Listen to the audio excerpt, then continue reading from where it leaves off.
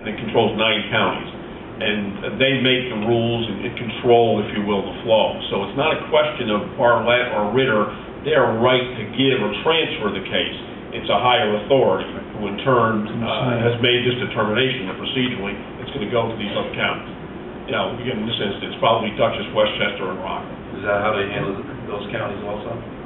Yes. In fact, we're getting some coming this way for the same reason.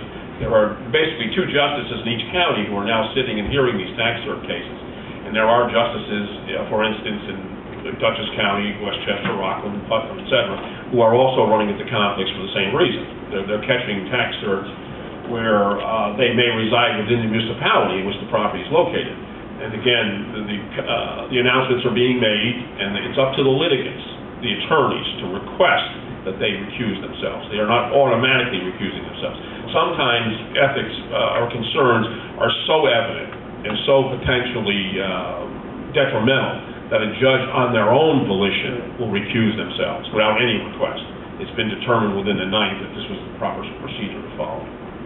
Dennis, if you could tell me, what was the town's position on keeping it here and or a change of venue?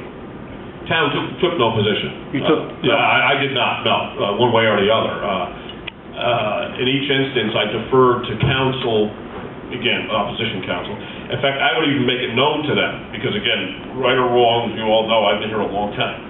And I know a lot of the skeletons are buried in a lot of the history, if you will, of the area. And a lot of the attorneys, it was not a bonding aspect, but again, it was a friendly gesture where I would educate them, especially if they came from out of the area, as to who the judges were, where they were located, and look, this may or may not concern you. So before even the recusal announcements were coming from the bench, I was making it known to guys like Schroeder, etc. Because these are all, at least I find, to be lovely gentlemen and ladies who are in this type of practice.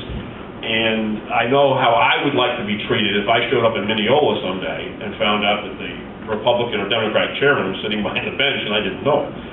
And so I try and make it known to them. Exactly. Right. Exactly. Sounds reasonable to him. Dennis, let's not go there. Let's go back to the skeletons. But it's it's part of life, and unfortunately, many of these people come from a prior political career. Some of them very active, DAs to whatever else they may have been. And human nature being what it is, it's properly policed and should be.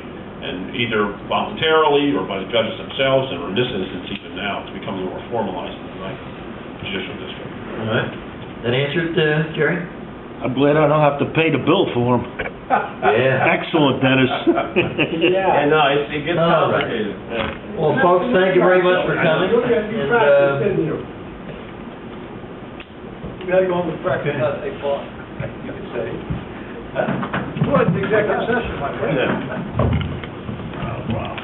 Doug, board, thank you for entertaining it.